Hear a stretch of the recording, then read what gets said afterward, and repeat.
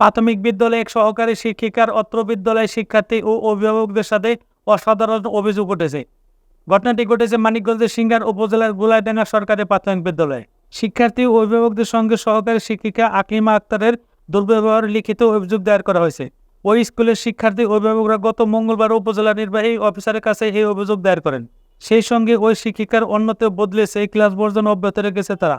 বৃহস্পতিবার 16 মে দুপুরে লিখিত অভিযোগ ও স্থানীয়দের সঙ্গে সরজমিনে কথা বলে জানা যায়, ওই বিদ্যালয়ের সদ্য যোগদানকারী সহকারী শিক্ষিকা আকলিমা আক্তার গত 15 মে পাক প্রাথমিকের শিশু শ্রেণীতে ক্লাস নিতে যান।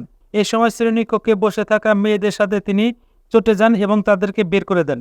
শিক্ষিকার এমন অসৌজন্যমূলক আচরণে ক্ষুব্ধ হয়ে কথা কাটাকাটি এক পর্যায়ে অভিভাবকরা শ্রেণীকক্ষে ত্যাগ করেন।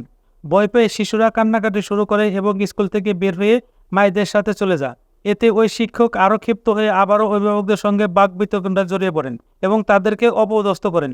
বিষয়টি সহ্য করতে না পেরে অভিভাবকরা মিলে বিদ্যালয়ের প্রধান শিক্ষক ও ব্যবস্থাপনা কমিটির সভাপতিকে অবগত করেন।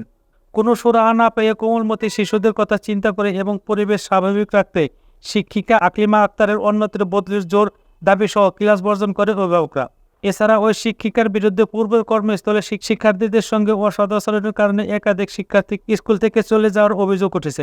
শিক্ষার্থী অভিভাবক রিমা বলেন, এ ঘটনায় ওই শিক্ষিকার বদলি সহ কোনো সুষ্ঠু সমাধান না হওয়া পর্যন্ত আমরা বাচ্চাদের নিয়ে ক্লাসে যাব না। বাচ্চারা ভয় পাচ্ছে, তাছাড়া নিরাপদও মনে করছি না।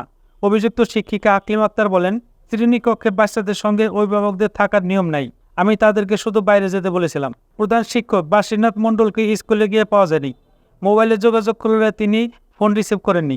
বিদ্যালয় ব্যবস্থাপনা কমিটির সভাপতি মুকুল হোসেন বলেন, শিক্ষার্থীরা স্কুলের প্রাণ, অভিভাবকদের সঙ্গে শিক্ষিকার অসদাচরণ করে থাকলে তার শাস্তি হবে।